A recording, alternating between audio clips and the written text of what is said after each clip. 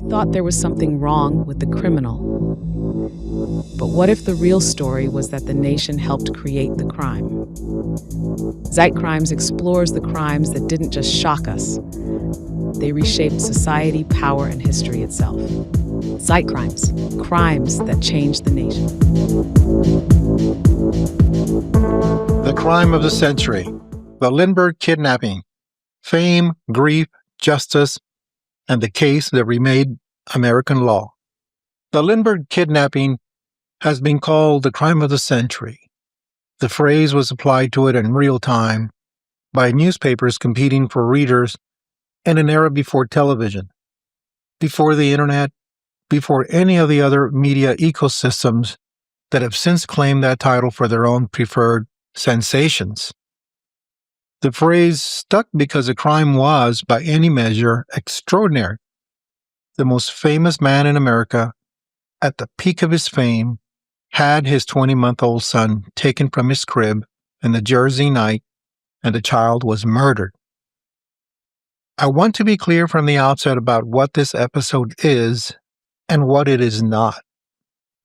It is the complete story of the kidnapping and murder of Charles Augustus Lindbergh Jr., the investigation that followed, the trial and execution of Bruno Richard Hauptmann, and the lasting historical, sociological, and political ramifications of the case. It is not a vindication of Hauptmann, nor is it an uncritical acceptance of his guilt. The question of whether Hoffman was guilty as charged, whether he acted alone, whether the prosecution's case was as solid as the verdict required, and whether the criminal justice system of 1935 delivered justice or something that resembled it from a distance, these are genuine historical questions on which serious readers have disagreed for 90 years, and I will engage with them honestly. The child at the center of this case, Charles Augustus Lindbergh Jr., who was 20 months old when he was taken and who was dead within weeks of his disappearance, deserves to be more than a plot element. He was a small person who had done nothing except be born to famous parents. This episode will remember him as that. Content note.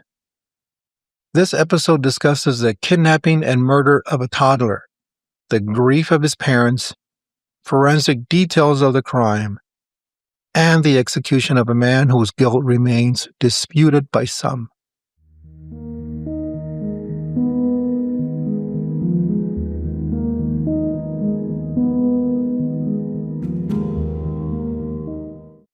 March 1st, 1932, Hopewell, New Jersey. The Sarlin Mountains, a stretch of wooded hills in the central part of the state, cold in winter and quiet in a way that feels, at night, like the quiet of a place far from other people. A two-story farmhouse sits on 420 acres, built by the man who lives there specifically because he valued that quiet, that distance, that invisibility. It is a Tuesday night. The wind is blowing hard enough that the shutters on the nursery window do not latch properly. Inside the nursery, on the second floor, a 20-month-old boy is asleep in his crib. He has a cold. His nurse has checked on him. At 10 o'clock in the evening, his nurse goes to the nursery to give him his medicine. The crib is empty. The window is open. On the sill, there are muddy marks. On the floor below the window, outside in the dark, there is a homemade wooden ladder, broken at one rung, left in the field. And there is a note on the radiator, written in a hand that English does not appear to be the author's first language, demanding $50,000. The child's name is Charles Augustus Lindbergh Jr. He is 20 months old. His father is Charles Augustus Lindbergh, the first man to fly solo nonstop across the Atlantic Ocean the most celebrated American of his generation. A man so famous that his face and his name are known in every country in the world. The kidnapping of his son will be called, immediately and for decades to come, the crime of the century. The child will never be found alive.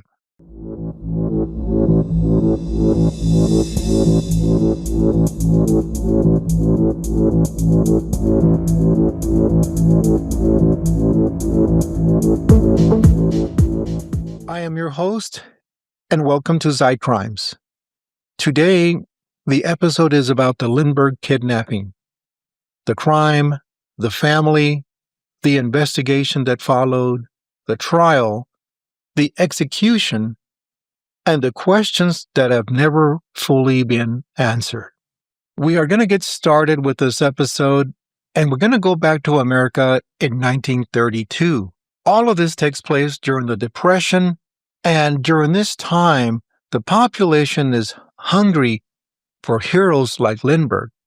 The United States in March of 1932 was in the third year of the Great Depression. The stock market crash of October 1929 had triggered an economic collapse of a scale and speed that the country had no framework to understand and no adequate tools to address. By 1932, approximately 1 in 4 American workers was unemployed. Banks had been failing across the country. Families were losing homes. The Hoovervilles, the shanty towns of cardboard and salvage wood that had sprung up in city parks and along riverbanks, had become part of the American landscape at this time. Into this atmosphere of economic fear and national disorientation, the kidnapping of Charles Lindbergh's son landed like a bomb. Not because it was the only crime occurring in America in 1932, crime rates were certainly high, and kidnapping for ransom had become alarmingly common among organized crime networks in the 1920s and the early 1930s, but because of who Charles Lindbergh was. Charles Lindbergh had become, in May of 1927, the most famous person in the United States and arguably the most famous person in the world. His 33.5-hour solo flight from Roosevelt Field on Long Island to Le Bourget Airfield outside Paris in the monoplane Spirit of St. Louis was one of the defining cultural events of the 20th century. He had done something that had killed other men, something that was genuinely frightening and genuinely impossible seeming, and he had done it alone, quietly, without the armies of publicity that surrounded most public figures of the era. He was young, 25 when he made the flight, and handsome and modest in his public statements. And he represented, in the public imagination, something pure and genuinely American. The solitary individual achieving the impossible through skill, courage, and preparation. The adulation that followed was unprecedented in American cultural history. He was given a ticker tape parade in every major city. He was awarded the Congressional Medal of Honor. He toured Latin America as a goodwill ambassador. President Calvin Coolidge called him our ambassador without portfolio. He was mobbed wherever he went. He received millions of letters. Newspapers sent reporters to follow him constantly. By 1929, Lindbergh had married Anne Morrow, the daughter of Dwight Morrow, the United States ambassador to Mexico. Anne was educated, literary, a woman of significant independent intelligence and talent who would eventually become a celebrated author in her own right. The marriage was, by all accounts of people close to them, genuinely loving. In June of 1930, Charles Augustus Lindbergh Jr. was born. He was their first child.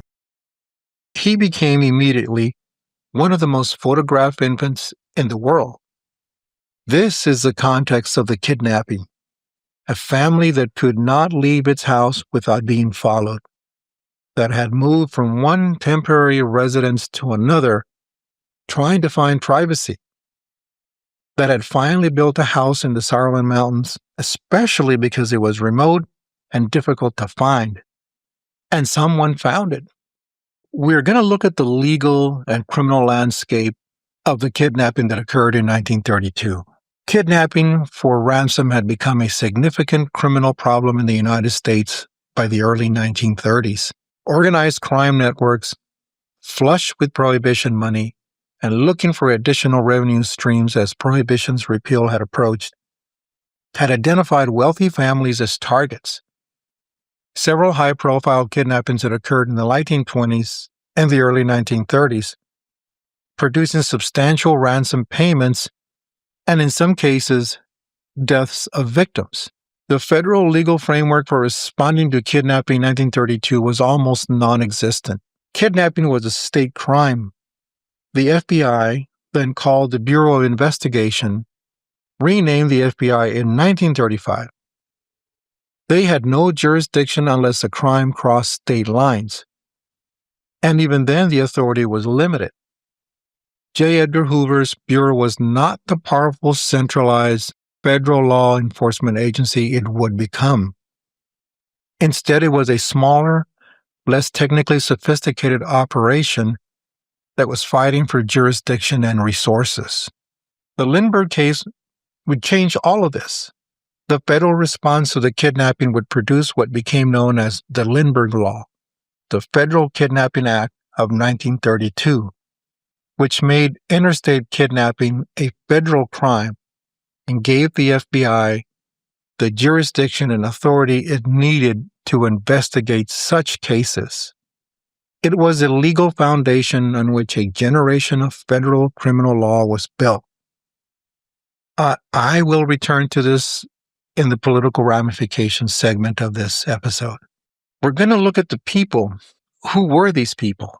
Well, let's talk about Charles Augustus Lindbergh. He was born on February the 4th, 1902 in Detroit, Michigan, and grew up primarily in Little Falls, Minnesota, where his father, Charles Lindbergh Sr., served as a United States congressman. His father was a progressive Republican who opposed American entry into the First World War, and whose political career was effectively ended by that position.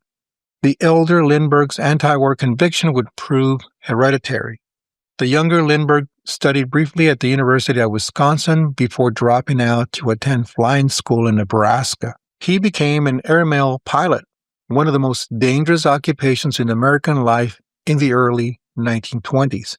Flying mail routes across the Midwest in open cockpit biplanes in all weather conditions. He survived multiple forced landings and parachute jumps. He was, by every account, an extraordinarily gifted pilot with an equally extraordinary capacity for methodical preparation and risk assessment. After the 1927 flight and the years of celebrity that followed, Lindbergh used his fame strategically. He advocated for commercial aviation, worked as a consultant for Pan American Airways, and attempted with limited success to maintain some degree of private life. He was not a comfortable public figure. He was private, controlled, uncomfortable with the machinery of celebrity, and increasingly resentful of the press intrusion into his family's life.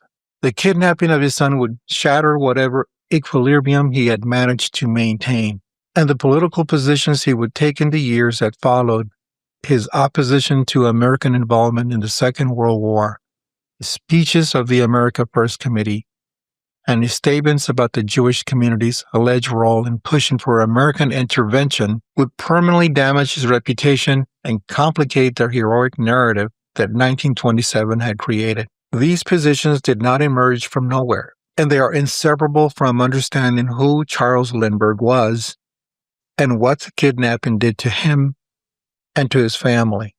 So we come to Anne Morrow Lindbergh. Anne Spencer Morrow was born on June 22, 1906, in Englewood, New Jersey. She was the second of 4 children of Dwight Whitney Morrow and Elizabeth Cutter Morrow. Her father was a successful banker and diplomat who had been a partner at J.P. Morgan and who served as ambassador to Mexico. Her mother was an educator and civic leader and grew up in a household of considerable privilege, education, and intellectual seriousness. Anne attended Smith College, where she studied English literature and graduated in 1928. She met Charles Lindbergh in Mexico City in December 1927 when he was there on a goodwill tour, and her father was the American ambassador. Their courtship was conducted under enormous public scrutiny. Any woman seen in Lindbergh's company was immediately assumed by the press to be his romantic interest. They were married in May of 1929. Anne Lindbergh was, in her own right, a person of exceptional intelligence and artistic sensibility. She too learned to fly, becoming a licensed pilot and navigator. She accompanied Charles on multiple survey flights across the Atlantic, the Pacific, and over Greenland and Canada. She was his co-pilot, his navigator, and his radio operator on expeditions that were genuinely dangerous. She was not a passive appendage to his celebrity.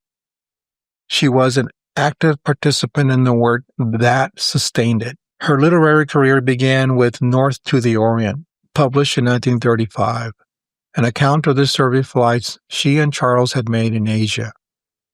She went on to write Listen, the Wind, and then after Second World War, Gift from the Sea, which became one of the best-selling books of the 1950s and remains in print today. Her voice as a writer, meditative, precise, deeply concerned with the interior life, was entirely her own, distinct from the public mythology that surrounded her husband. The loss of her son in 1932 was, by her own account, in her diaries and letters, the defining grief of her life. She was 25 years old when Charles Jr. was taken. She was pregnant with her second child, John, at the time of the kidnapping. She had to manage her grief in public in a spotlight that never dimmed, while also managing the investigations, the media circus, the ransom negotiations, and eventually the trial.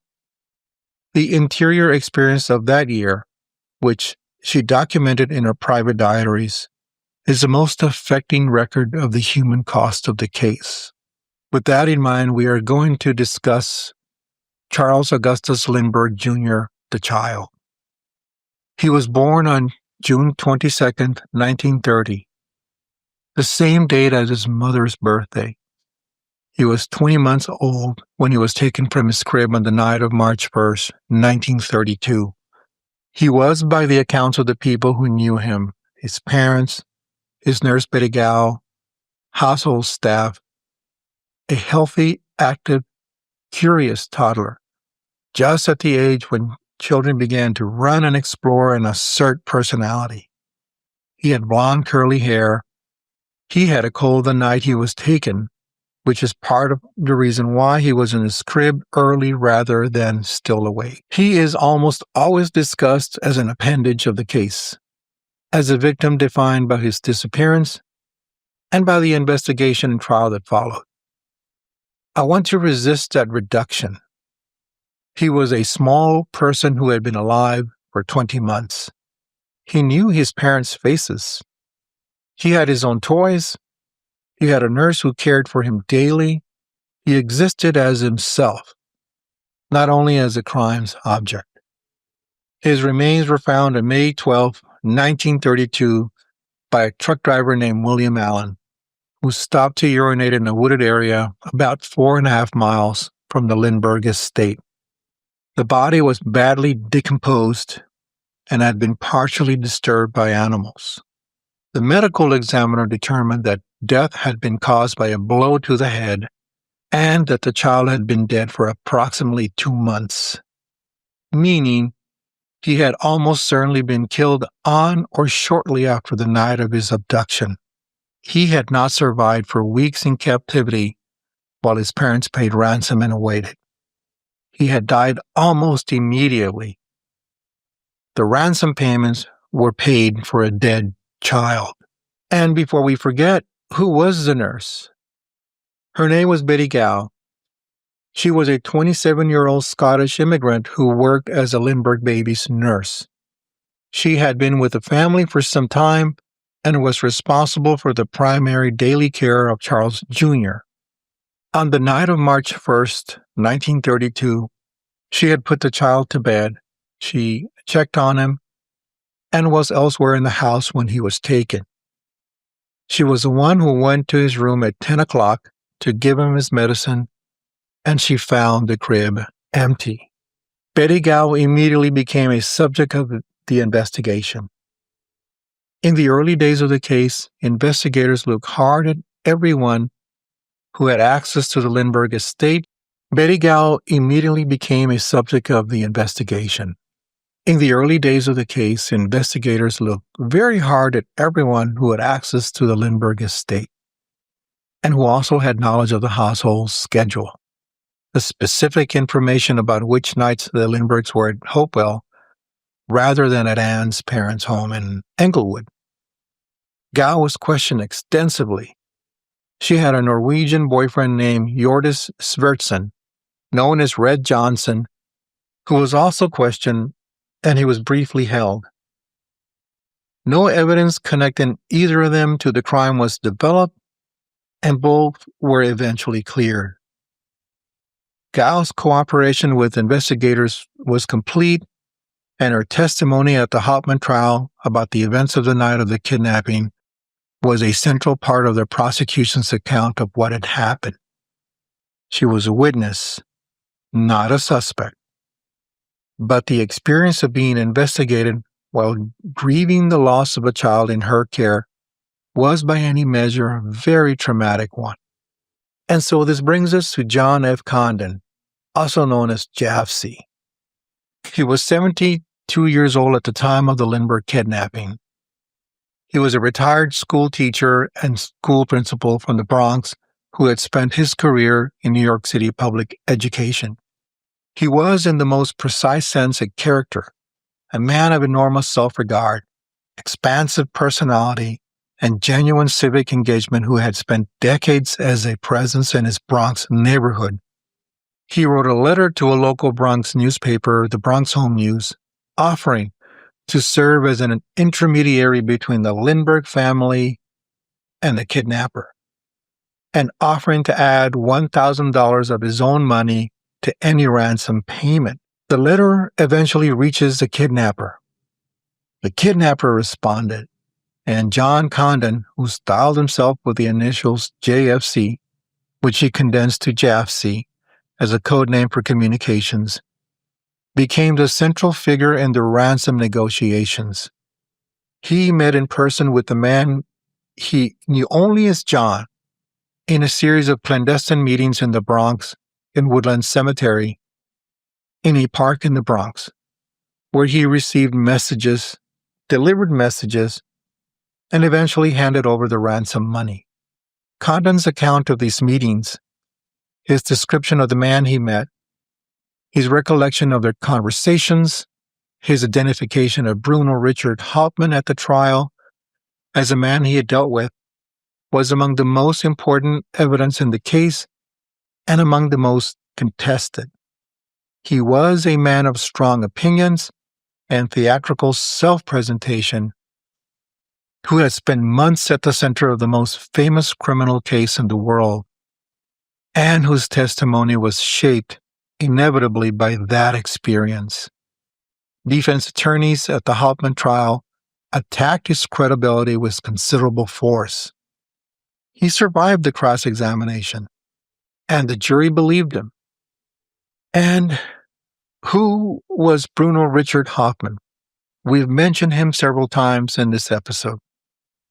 Bruno Richard Hauptmann was born on November 26, 1899, in Kamenz, Saxony, in what was then the German Empire. He grew up in a working-class family. His father died when he was young. He served in the German army during the First World War. He reached the rank of machine gunner and returned from the war to a Germany devastated by defeat and economic chaos. He had 2 convictions in Germany before his immigration to the United States. one for robbery in 1919, for which he served prison time, and a second offense shortly before he left Germany. He immigrated to the United States in 1923, entering illegally by stowing away on a ship. His earlier attempts to enter legally had been rejected because of his criminal record. He then settles in the Bronx, New York, where a German immigrant community provided some social network. He worked as a carpenter. He married a German-born woman named Anna Scheffler in 1925. They had a son, Manfred, born in 1933. By the early 1930s, Hauptmann had established himself as a very skilled carpenter and was living in the Bronx. He was involved in the stock market, trading on margin, which in the early 1930s was a high-risk activity that many Americans had been drawn into during the boom years of the late 1920s. He claimed at the trial that the money found in his possession, the Lindbergh ransom money, had been left with him for safekeeping by a business partner named Isidor Fisch, who had returned to Germany in December of 1933 and died there in March 1934. This became known as a Fisch story, and that it is one of the most central disputed elements of the case.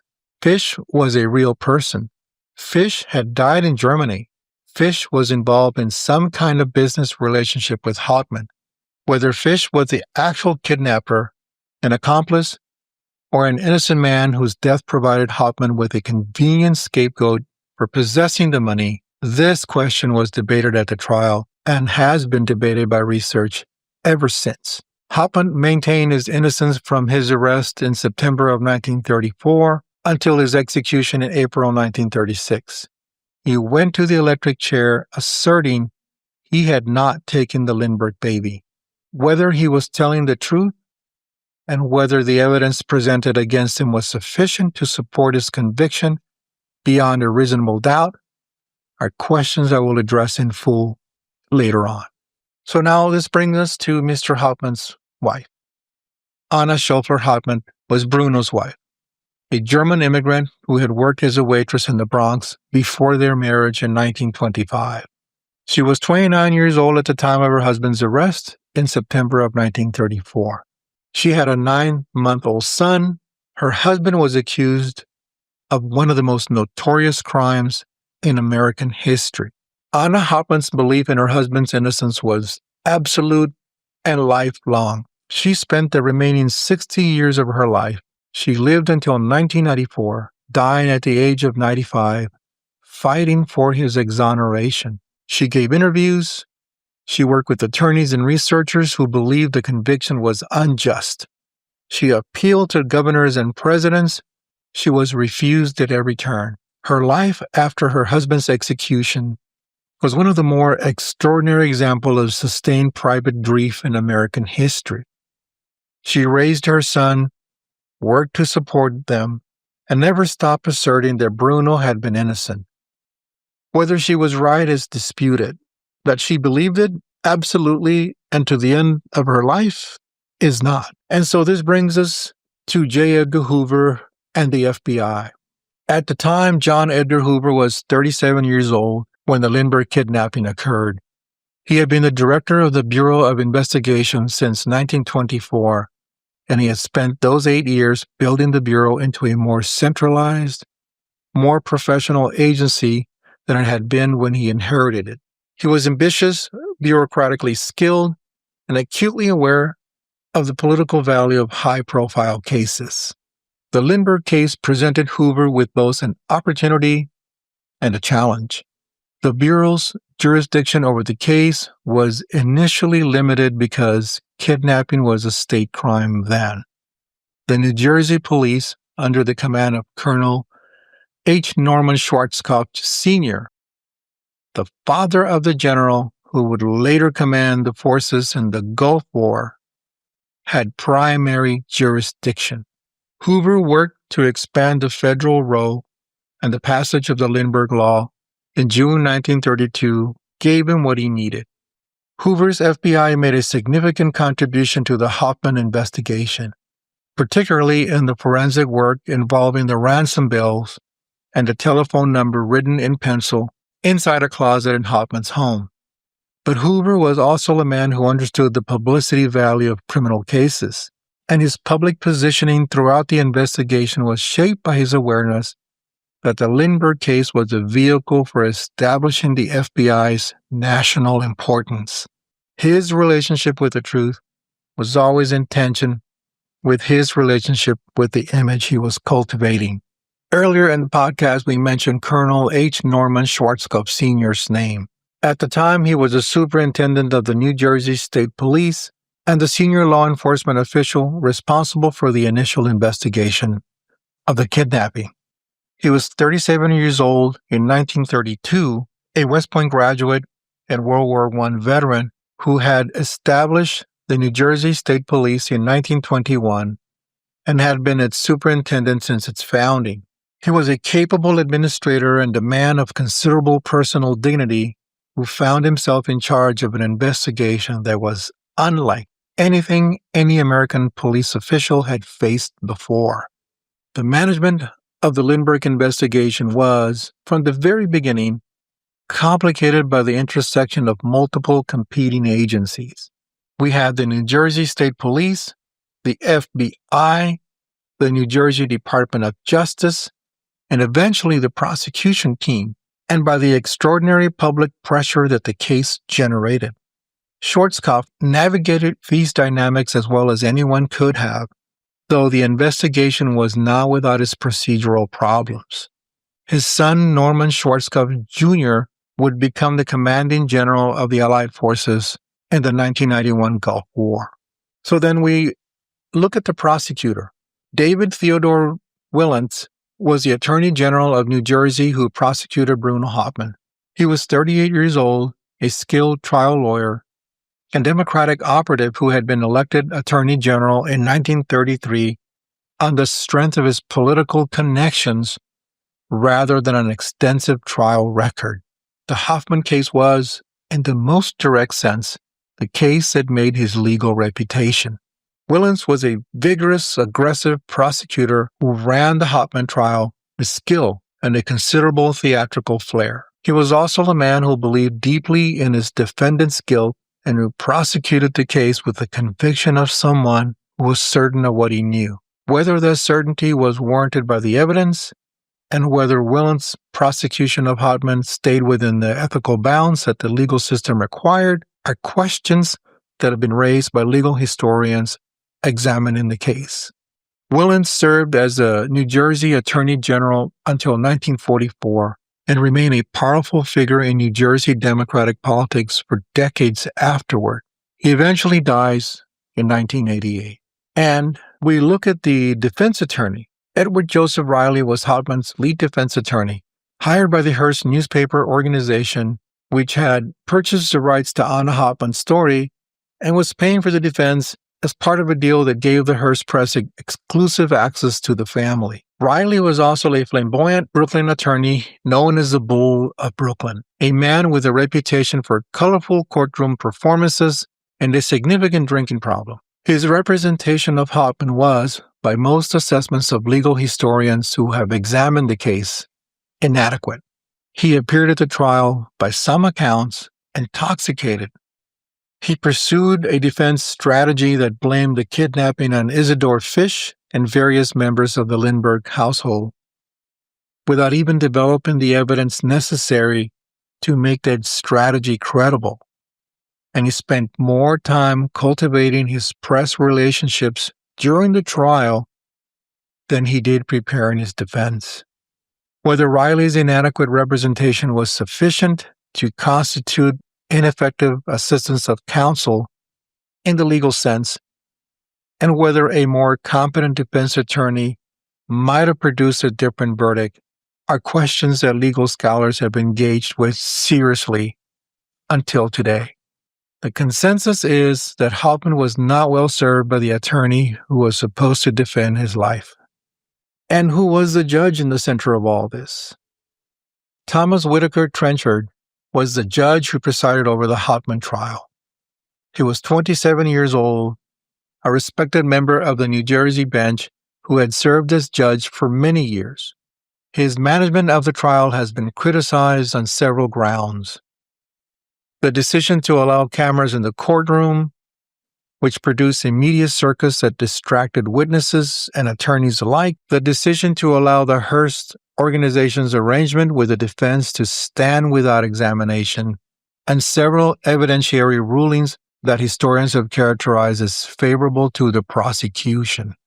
Trenchard's jury charge, his instructions to the jury before deliberations, was criticized by defense attorneys as tilted towards conviction. Legal scholars examining the charge have found that it emphasized the prosecution's evidence more than a neutral charge required.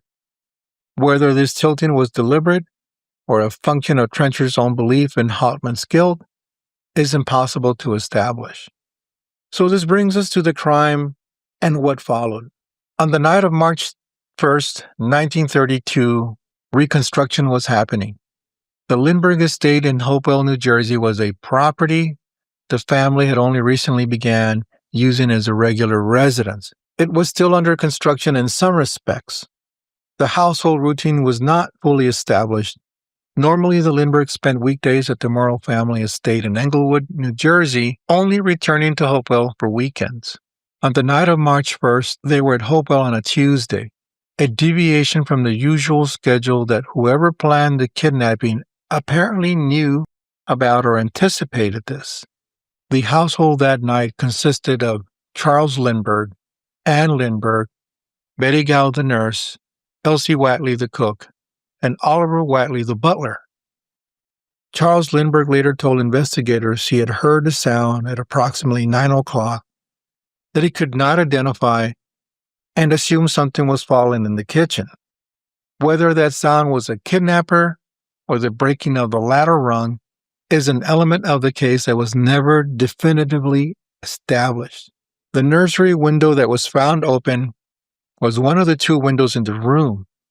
The other was shut and latched. The window had a warp shutter that did not latch properly. Whether this was known to the kidnapper in advance, indicating inside knowledge of the house, was one of the prosecution's arguments and one of the most debated questions in the case. The homemade wooden ladder that was found outside the house was made in 3 sections that could be joined and separated.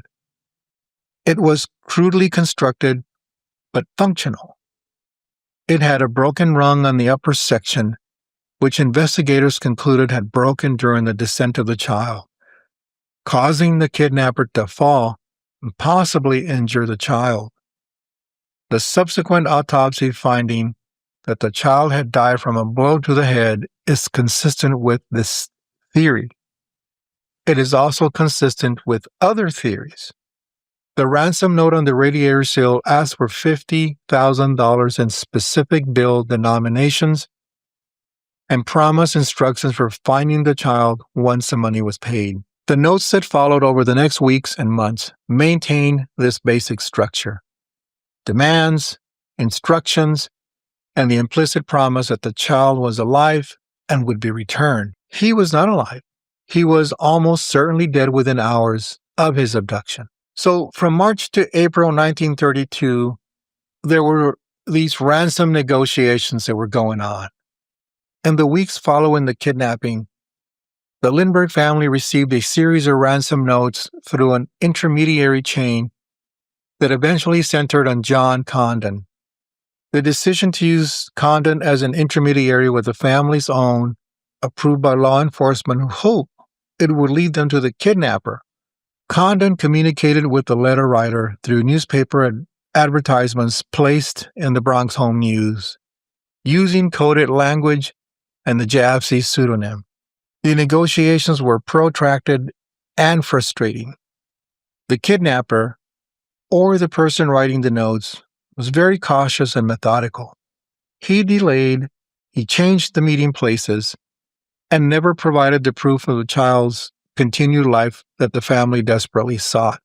On the night of April 2nd, 1932, 5 weeks after the kidnapping, John Condon met with a man in St. Raymond's Cemetery in the Bronx and handed over a package containing $50,000 in bills, a substantial portion of which were gold certificates.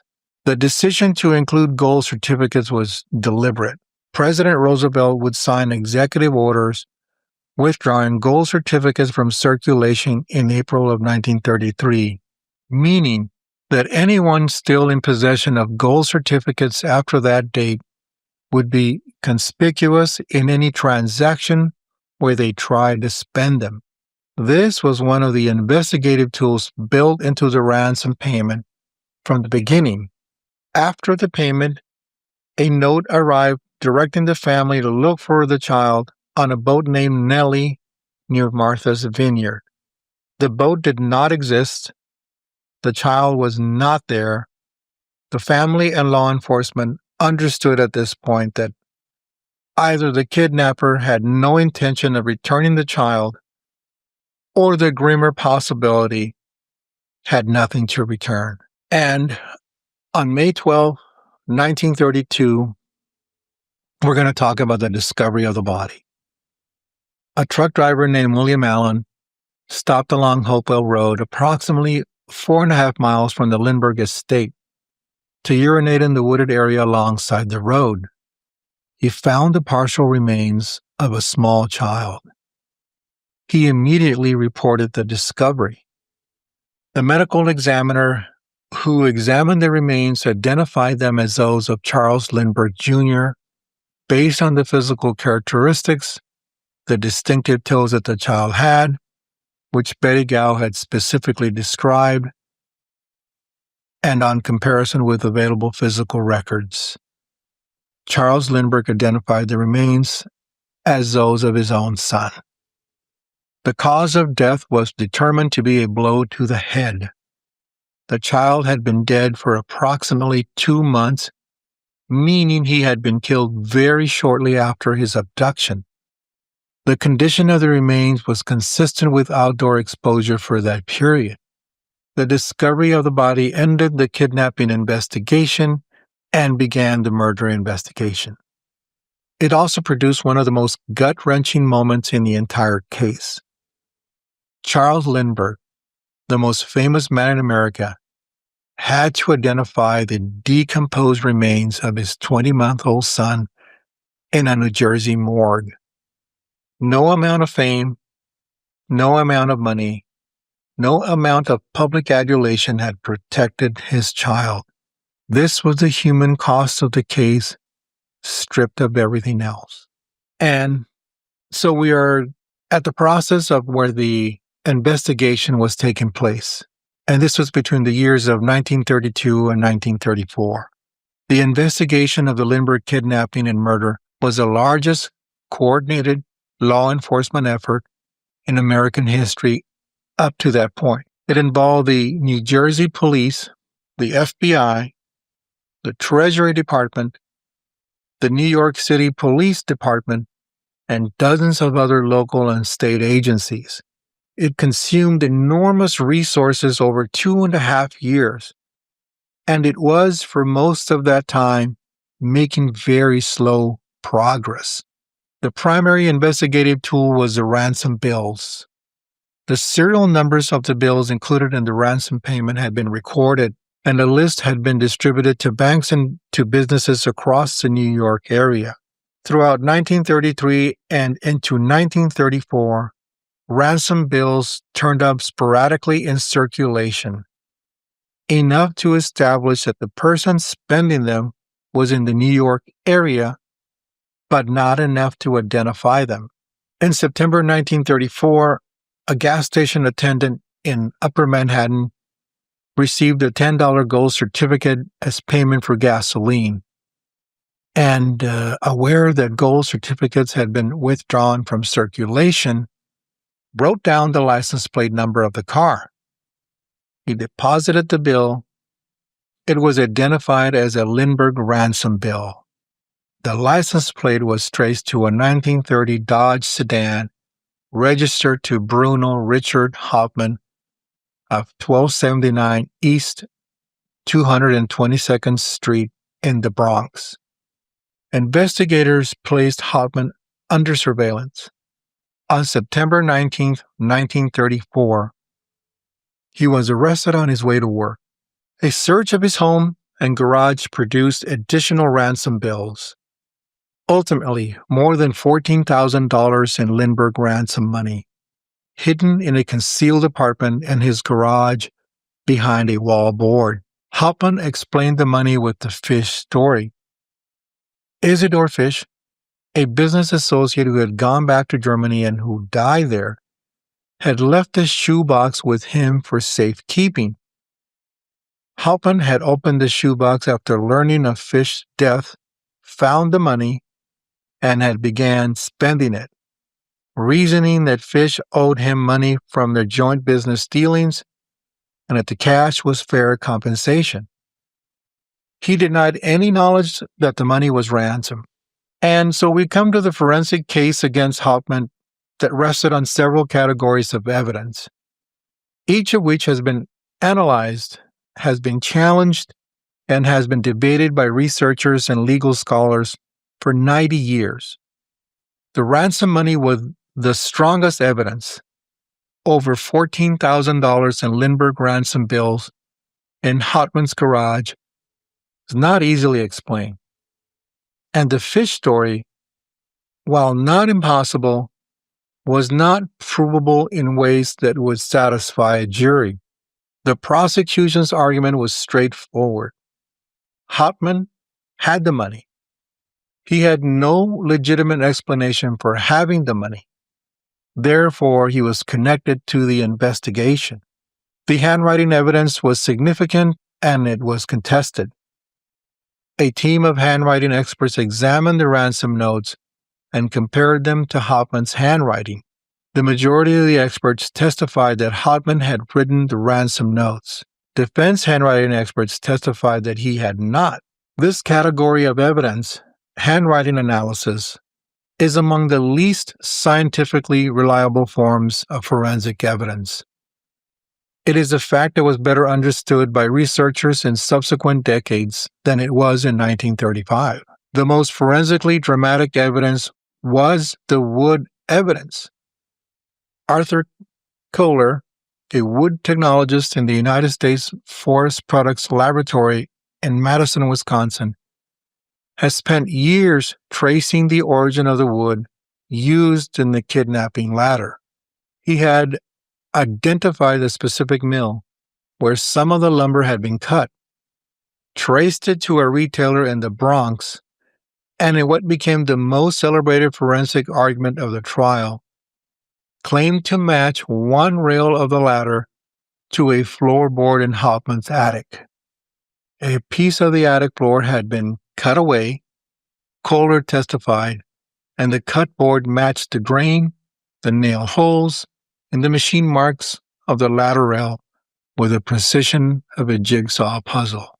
This evidence was powerful and compelling to the jury. It has since been challenged on multiple grounds by wood scientists and forensic researchers who have argued that the Kohler's matching methodology was not as rigorous as the trial made it to appear, and that the attic floorboard evidence was not as conclusive as the prosecution claimed. The specific question of whether the ladder board genuinely matched the attic floor, or whether investigators working in a charged atmosphere found the match they were looking for rather than the match that the evidence required, is one of the most enduring debates of the case. Condon's identification of Hauptmann as the man he had met in the Bronx cemeteries was the eyewitness cornerstone of the case. Condon had spent months in 1932 meeting with a man called John. He identified Hauptmann at trial as that man. The defense attacked his identification on the grounds that Condon had initially been uncertain about his identification when first shown Hauptmann, and that the subsequent line of procedures had been suggestive. The jury accepted Condon's testimony. A neighbor of Hauptmann's named Amandus Hochmuth testified that he had seen Hauptmann driving a car near the Lindbergh estate on the day of the kidnapping. Hochmuth was 87 years old. Investigation after our trial suggested he had serious vision problems that would have made a reliable identification at a distance essentially impossible. His testimony was nevertheless admitted and was likely believed by the jury. And so we've come to Flemington, New Jersey, January to February of 1935. The trial of Bruno Richard Hauptmann for the murder of Charles Augustus Lindbergh Jr. began on January the 2nd, 1935, in the Hunterdon County Courthouse in Flemington, New Jersey. It was, by any reasonable measure, one of the most extraordinary legal proceedings in American history, not because of the quality of the lawyering or the scrupulousness of the procedure, but because of the scale of public attention it attracted and the degree to which attention distorted everything it touched. More than 700 reporters were credentialed to cover the trial. The Associated Press installed a dedicated wire machine in the courthouse. Radio broadcasters provided live coverage. Newsreel cameras were filming outside, and in the early days of the trial, also inside the courtroom. The cameras were eventually banned from the interior when the disruption became too great, but not before enormous damage had been done to the atmosphere of a proceeding that was supposed to be about determining whether a man should live or die. The town of Flemington was overwhelmed. Restaurants and hotels were packed with journalists, spectators, and sensation seekers who had traveled from across the country. Vendors sold Hoffman-related souvenirs outside the courthouse. Photographs of the defendant were hawked like postcards. The American Bar Association later cited the Hoffman trial as the most significant example in its experience of the damage that media circus could do to the integrity of a criminal proceeding. H.L. Mencken, the sardonic journalist and cultural critic who covered the trial for the Baltimore Sun, called it the greatest story since the resurrection. Whether he meant this as celebration or condemnation was characteristically ambiguous. And we've come to the prosecution's case. David Wilentz presented the prosecution's case with the skill and confidence of a man who believed the evidence was overwhelming. He led the jury through the ransom money found in Hoffman's garage, through the handwriting analysis connecting Hoffman to the ransom notes, to the wood analysis connecting the latter to his attic, to Condon's identification of Hoffman as a man in the cemetery, and the various witness identifications placing Hoffman near the scene. Wilentz's most powerful weapon was the circumstantial totality. Any one of the evidence categories might be challenged. The combination of all of them, the money, the handwriting, the wood, the identifications, the carpenter's skills, the background of German immigration, and criminal history, was presented as a portrait of guilt that he argued was beyond reasonable doubt. Then Charles Lindbergh testified. His presence in the courtroom was electrifying. He was, in 1935, a figure of extraordinary public reverence, and his composed bearing on the stand, his identification of a voice he had heard at St. Raymond's Cemetery on the night of the ransom payment as Hauptmann's voice. His quiet, enormous grief was enormously effective testimony. Whether his voice identification was reliable is, like every other element of the evidence, a matter of genuine dispute. He testified to it under the oath. The jury believed him. And so we've come to the defense's struggle. Edward Reilly's defense was, to put it charitably, uneven. He pursued multiple strategies without committing fully to any one of them. He attacked the credibility of the prosecution's forensic experts. He suggested that the kidnapping had been an inside job involving members of the Lindbergh household, primarily pointing at Bettigau and its servants at the Morrow estate. He developed the fish story without having the evidence to make it stick. He put Hauptmann on the stand. Bruno Hauptmann's testimony was the most critical and the most damaging part of the defense. He was a man of limited English, testifying in his second language under enormous pressure, and he was cross-examined by Wilentz with controlled ferocity. Wilentz's cross-examination forced Hauptmann through every inconsistency in his account of the fish story. Every moment when his explanation of the money did not align with the documentary record, every instance where his claimed ignorance of the ransom bills strained credulity. Hauptmann was not, by the courtroom accounts, a dramatically sympathetic witness.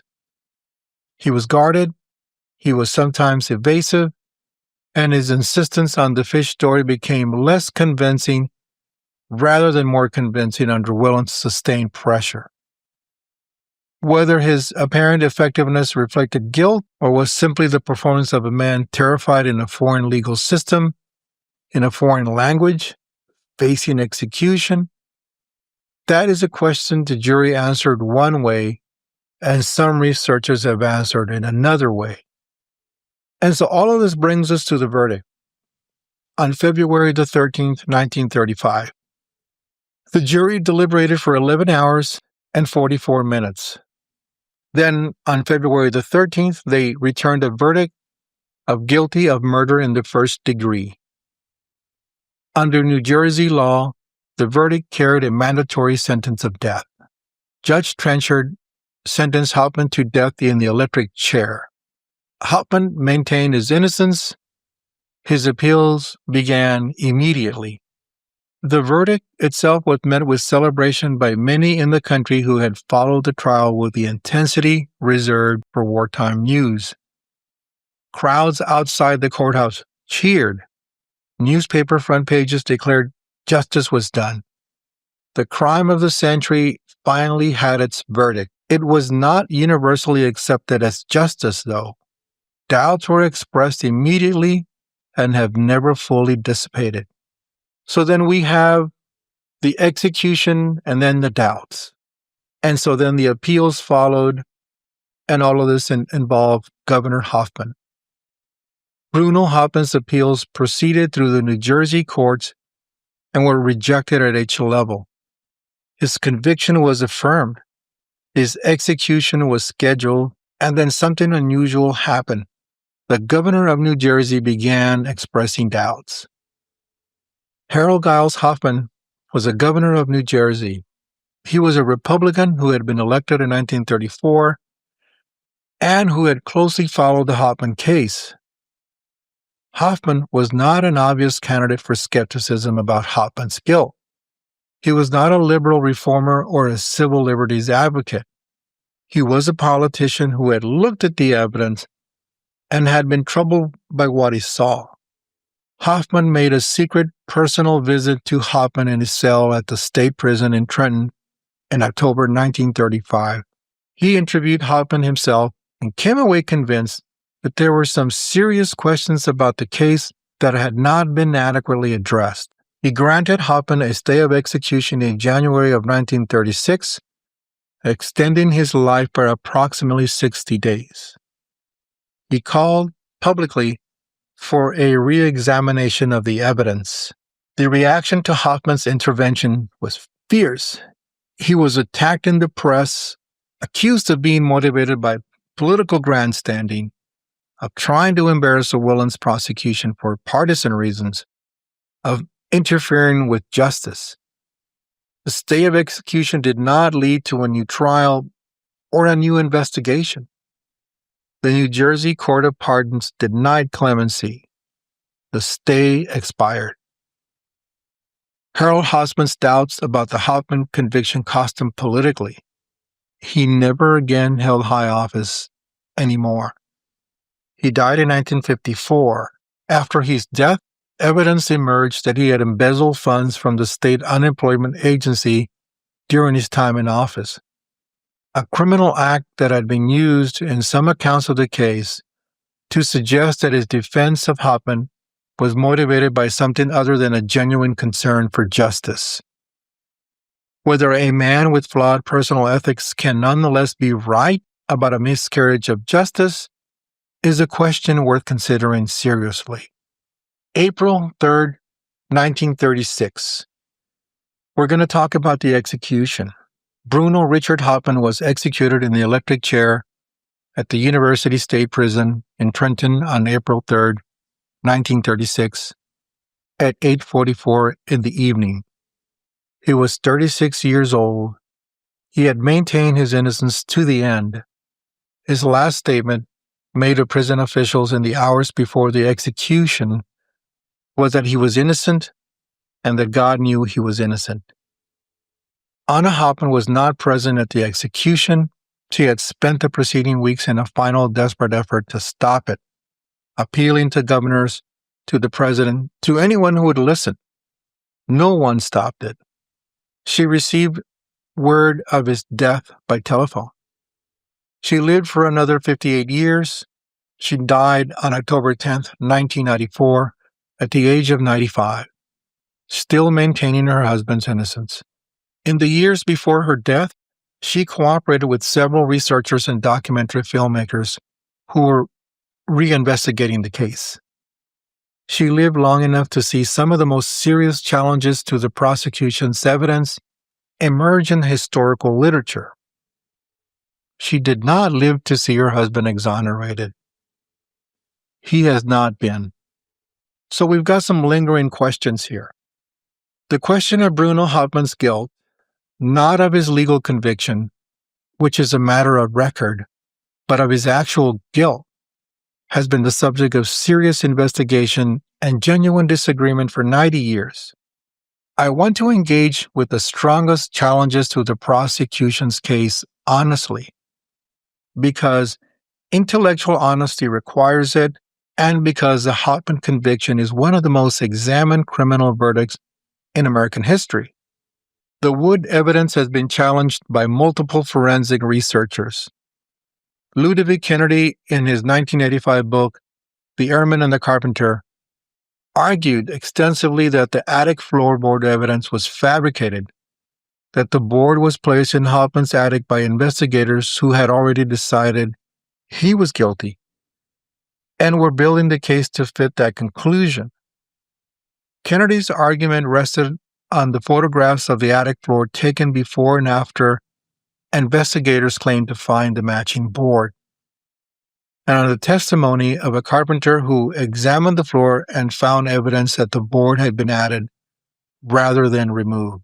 Jim Fisher, a former FBI agent and criminologist who wrote the Lindbergh case in 1987, reviewed the evidence in detail and concluded that Hoffman was guilty as charged, and that the challenges to the prosecution's case were unpersuasive.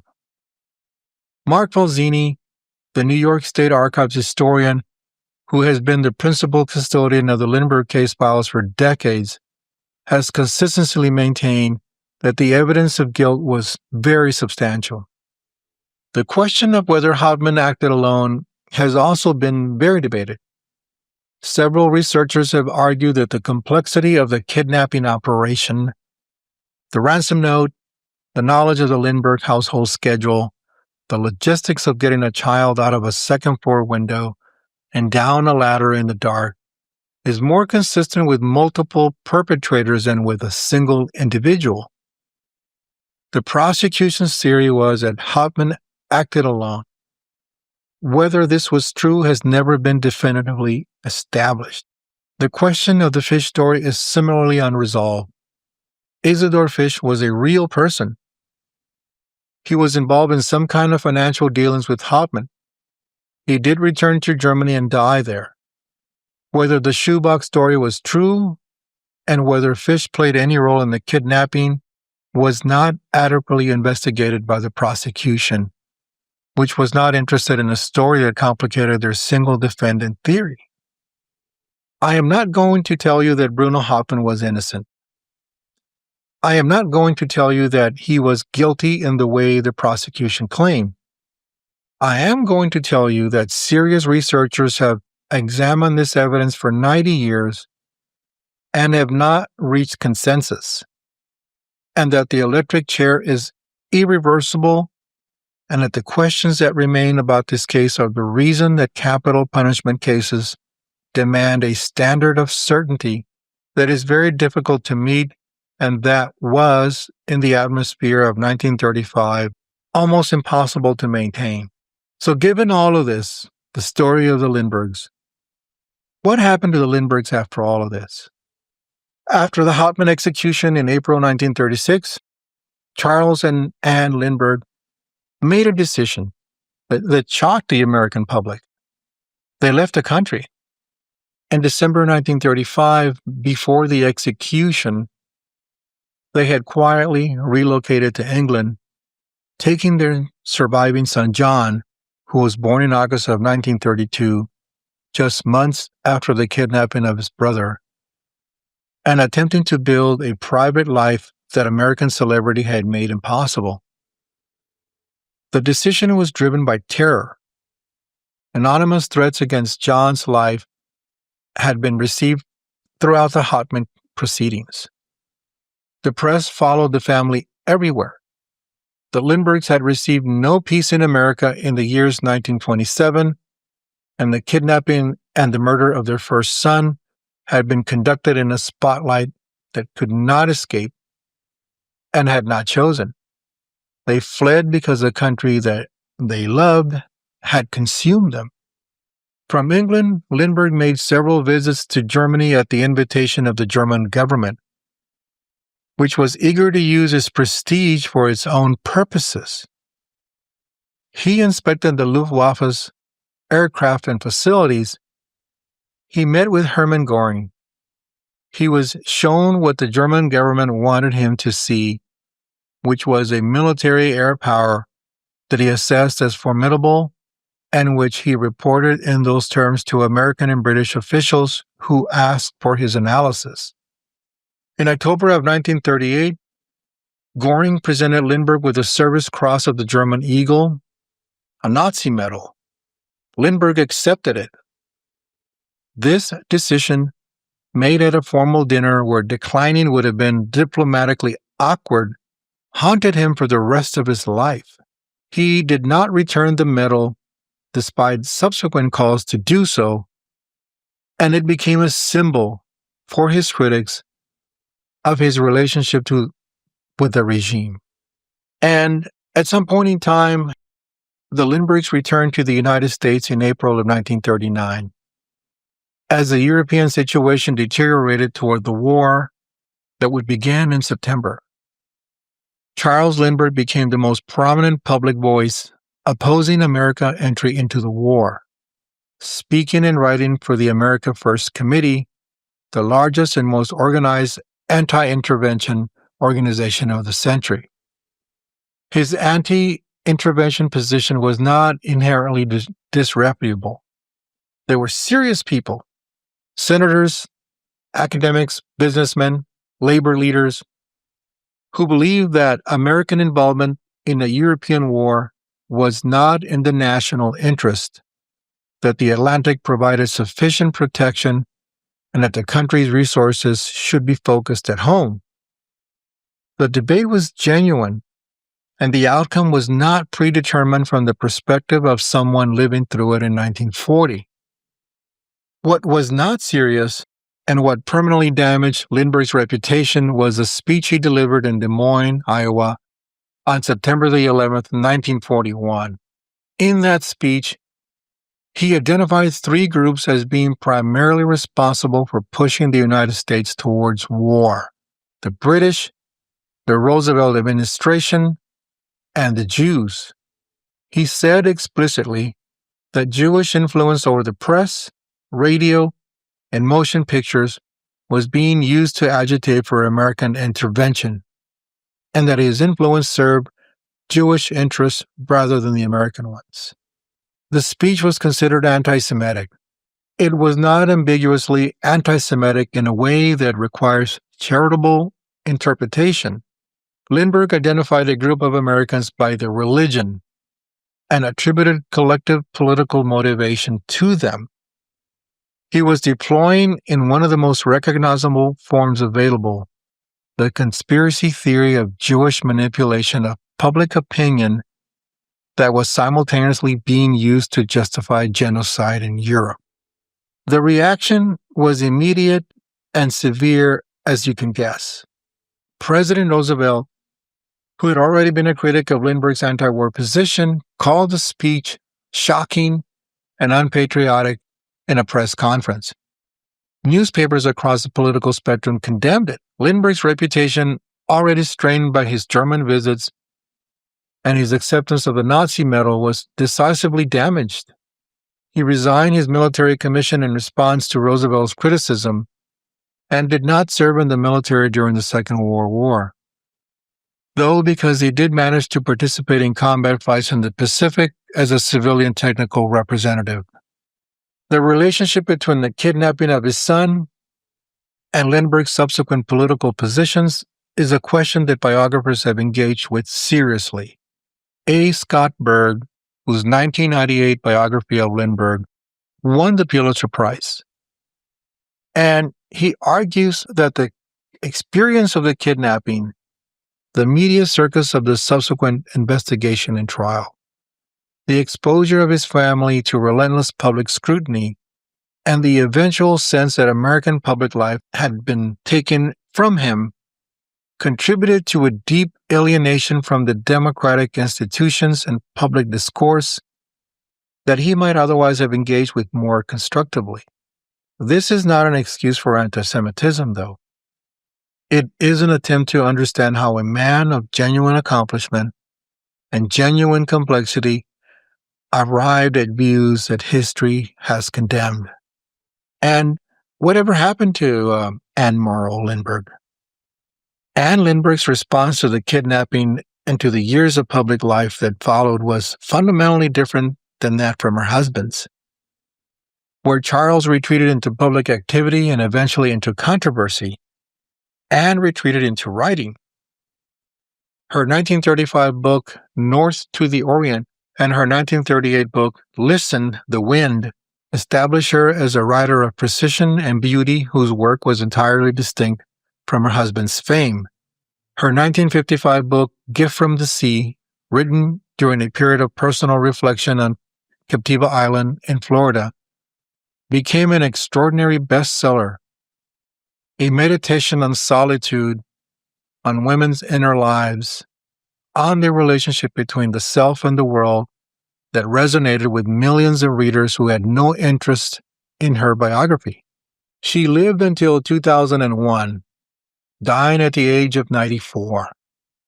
In the years before her death, a biographer discovered that Charles Lindbergh had maintained 3 secret families in Germany and Switzerland during the 1950s and 1960s, fathering 7 children in addition to the 6 he had with Anne.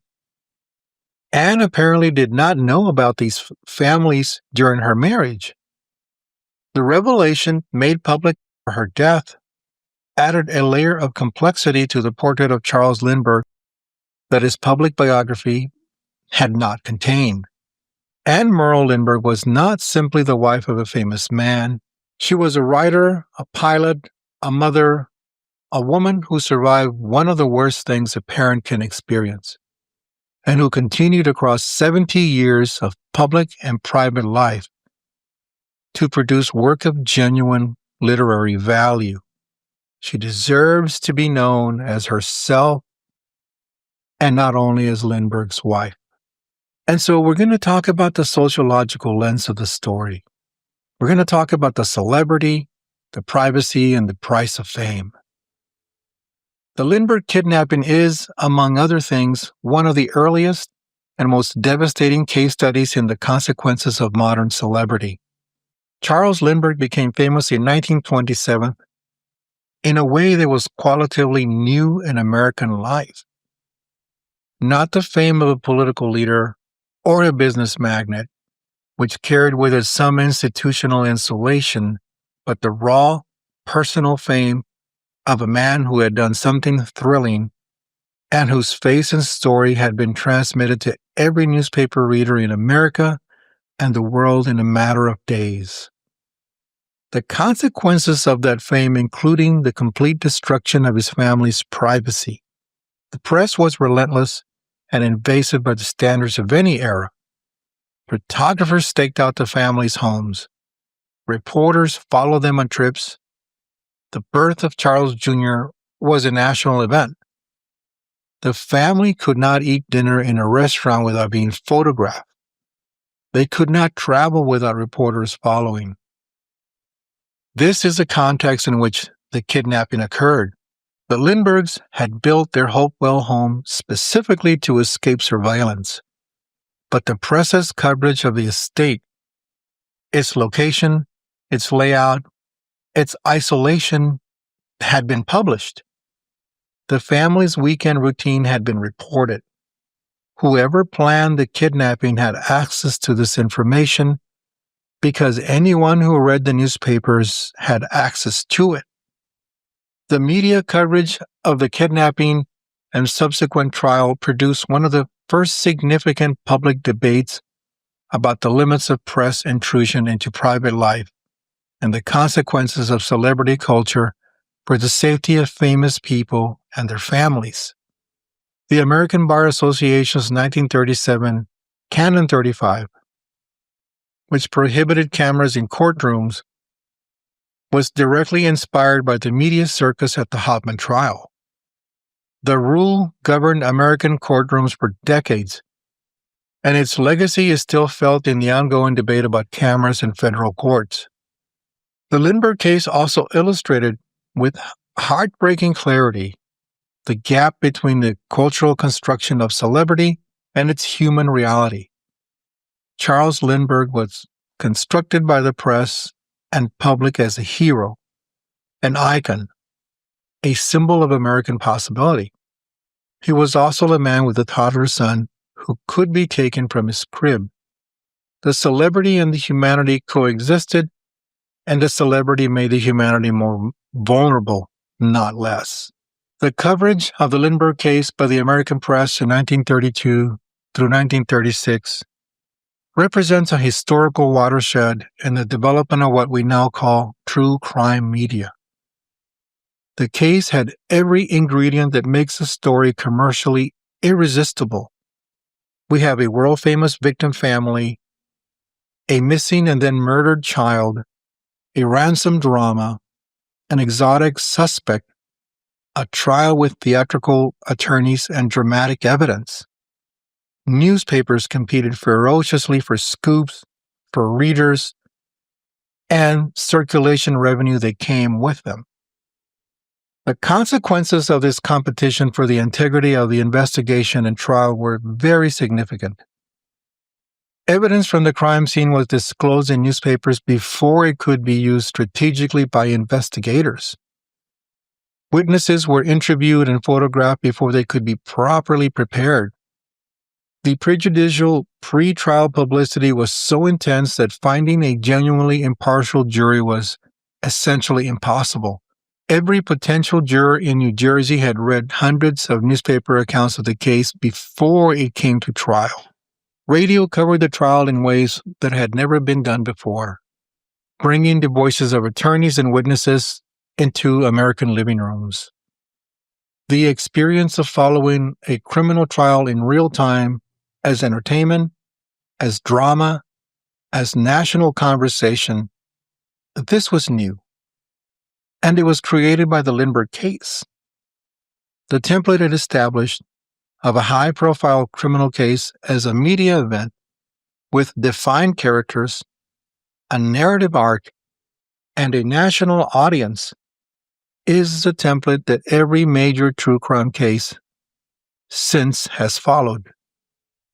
So the Lindbergh case is, in a direct sense, the origin of the modern true crime genre. Not in its best aspects, the careful investigation of fact, the honest engagement with complexity, the effort to serve justice rather than entertainment. In its worst aspects, the hunger for sensation, the reduction of human tragedy to narrative, the treatment of grief and violence as programming.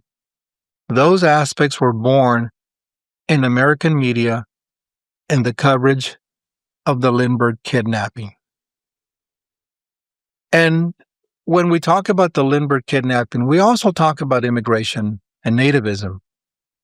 The fact that the defendant in the Lindbergh case was a German immigrant who had entered the country illegally was not irrelevant to the public reception of the case, or quite possibly to the quality of justice he received. The early 1930s in the United States were marked by significant nativist sentiment. The Immigration Act of 1924 had dramatically restricted immigration from Southern and Eastern Europe, and the Depression had intensified resentment of immigrants who were perceived as competing for scarce jobs. The press coverage of Hoffman from his arrest through the trial consistently emphasized his German origins, his illegal immigration, his criminal record in Germany, and his inability to speak English without a heavy accent. The word alien appeared frequently in both its legal and its atmospheric senses. He was presented in much of the coverage as a foreign threat to an American family. Whether this framing affected the jury's verdict cannot be established with certainty. What can be said is that the Hauptmann trial was tried in an atmosphere where being a German immigrant with a criminal record, in a case involving the murder of an American icon's child, was an extraordinarily difficult position from which to receive a presumption of innocence. The nativist dimension of the case is not peripheral. It is part of the historical context that shaped the investigation, the trial, and the verdict, and that it is essential to any honest assessment of whether the criminal justice system delivered justice or it delivered something else. But what about political and legal ramifications? And so we talked about the Lindbergh Law, which became the Federal Kidnapping Act. The most direct and most enduring political legacy of the Lindbergh kidnapping is the Federal Kidnapping Act of 1932, which became known informally as the Lindbergh Law. The act was introduced in Congress within months of the kidnapping and signed by President Herbert Hoover on June 22, 1932, less than 4 months after Charles Jr. was taken. The act made the transportation of a kidnapping victim across state lines a federal crime, giving the FBI jurisdiction to investigate what had previously been exclusively a state law matter. This was transformative for federal law enforcement. Prior to 1932, the FBI's domestic criminal jurisdiction was limited, and its ability to pursue criminals who moved between states was severely constrained. The Lindbergh Law gave it the authority and the mandate it needed to become a genuinely national investigative agency. The law was subsequently amended in 1934 after the discovery of Charles Jr.'s body to create a presumption that kidnapping victims had been transported across state lines if they had not been recovered within 7 days. This presumption made federal jurisdiction automatic in any extended kidnapping case, removing the need to prove interstate transportation before the FBI could act. The Lindbergh Law was the legislative foundation in which the FBI's national criminal jurisdiction was built. J. Edgar Hoover used the authority it provided and the public attention that the Lindbergh case had generated to transform the Bureau of Investigation into the Federal Bureau of Investigation, a centralized, powerful, nationally prominent law enforcement agency that it became in the mid-1930s. The FBI's rise to institutional dominance in American law enforcement is directly traceable to the legislative and public mandate created by the Lindbergh kidnapping. And so it leads us to this. The execution of Bruno Richard Hauptmann in April of 1936 occurred in a moment in American history when the death penalty was routinely applied and rarely questioned in the way it subsequently would be. The Great Depression had, if anything, hardened public attitudes towards crime and criminals. The Hoffman verdict and execution were popular. There was no significant public movement questioning whether a man who might be innocent was about to be killed. In retrospect, the Hoffman case has become one of the most frequently cited historical examples in the academic and advocacy literature on the dangers of capital punishment. The combination of a sensational case, a media environment that made a fair trial nearly impossible, evidence that was significant but contested, a defense attorney of inadequate competence, a judge whose charge to the jury was arguably prejudicial, and the finality of the electric chair. This combination illustrates more clearly than almost any other case in American history why the irreversibility of capital punishment demands a standard of certainty that is very difficult to meet. The Hauptmann case is taught in law schools as a study in how the pressures surrounding a high-profile case can distort the administration of criminal justice. It is cited by death penalty abolitionists as evidence that the system produces outcomes that cannot be corrected when they are wrong. It is cited by death penalty supporters as a case where the evidence of guilt was substantial and the conviction was just. It is, in this sense, still contested, still argued, still alive as a legal and moral question. We are going to talk about the FBI. When J. Edgar Hoover served as FBI director from 1924 until his death in 1972, 48 years, under 8 presidents. The Lindbergh case was one of the 2 cases that established the FBI's national importance and public profile in its early years, alongside the pursuit of figures such as John Dillinger and the gangsters of the Depression era. Hoover understood with extraordinary political skill that the FBI's institutional future depended on its ability to claim credit for solving cases that the public cared about. The Lindbergh case provided an opportunity that he used fully. The FBI's scientific laboratory work, particularly its analysis of the ransom bills and the Wood evidence, was promoted as a decisive contribution to the Hoffman identification. Whether the FBI's contribution was as decisive as the official narrative claimed is a question that the historical record does not fully support. The initial identification of the ransom bill came from a private bank teller, not from a federal agent.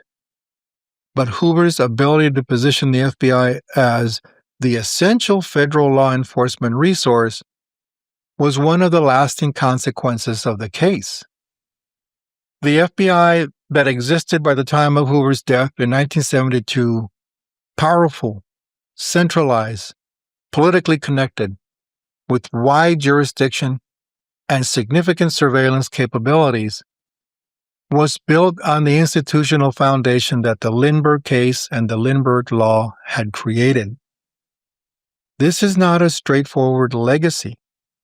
The FBI under Hoover also conducted illegal surveillance of civil rights leaders, built files on political opponents, and refused its authorities in ways that the Lindbergh law had not authorized, and also that the Constitution did not permit. The institution that the Lindbergh case helped build was, like most powerful institutions, capable of both significant public service and significant public harm. And in 1937, the American Bar Association adopted Canon 35 of its canons of professional ethics, which prohibited the taking of photographs in courtrooms during judicial proceedings and prohibited the broadcasting of those proceedings by radio. The rule was explicitly motivated by the experience of the Hoffman trial, which had been so thoroughly disrupted by camera crews and radio equipment that the ABA concluded the integrity of judicial proceedings required protection from media technology. Canon 35 governed American courtrooms for decades, and its legacy is still felt in the ongoing and unresolved debate about cameras in federal courts. The Supreme Court has never permitted cameras in its proceedings. Federal trial courts have consistently resisted them. State courts vary widely in their rules. A debate between two genuine values, the public's right to see justice administration and the defendant's right to a fair trial undistorted by the presence of cameras, was opened by the Hauptmann trial and has never been definitively resolved. Every time a high-profile trial raises the question of cameras in the courtroom, the Hauptmann trial is referenced as a case that demonstrated the risks of media access to judicial proceedings. And what became of Charles Lindbergh's political legacy? The America First Committee, for which Charles Lindbergh was the most prominent spokesman, was disbanded on December the 11th, 1941, 4 days after the Japanese attack on Pearl Harbor. Lindbergh offered his services to the military and was refused by President Roosevelt, who did not want to provide him a platform. He eventually served as a civilian technical representative in the Pacific and participated in combat missions, shooting down at least one Japanese aircraft. After the war, Lindbergh gradually rehabilitated his public reputation. He worked as a consultant to the Air Force and to the Pan American Airways. He was awarded the Presidential Medal of Freedom by President Eisenhower in 1954. He became deeply engaged with environmental conservation in his later years, working with the organizations in Africa and the Pacific to protect endangered species and habitats. He died in Maui, Hawaii on August 26, 1974, at the age of 72. The political legacy of Lindbergh's America First position is complex, and it is also contested. In the United States of the early 21st century, the phrase America First was revived as a political slogan, and the debate about its meaning, whether it represented isolationism, nativism, anti-Semitism, or a legitimate prioritization of natural interest, acquired new urgency. The Lindbergh dimension of that historical debate is part of what makes the phrase's contemporary use so highly charged. His 1941 Des Moines speech is not a historical footnote. It is a document that continues to be read and argued about. The larger question that Lindbergh's life poses, whether a person can be a genuine hero in one dimension of their life and a moral failure in another, whether the complexity of human character allows us to hold multiple assessments simultaneously without resolving them into a simple verdict, is one that the historical record of the Lindbergh kidnapping and its aftermath forces us to confront. He was a pilot of the Spirit of St. Louis. He was the father of a murdered child. He was the most prominent voice of American anti-interventionism in 1940 and 1941. He said anti-Semitic things in public. He fathered secret families across Europe. He spent several years working to protect endangered animals. He was all of these things. None of them cancels the others.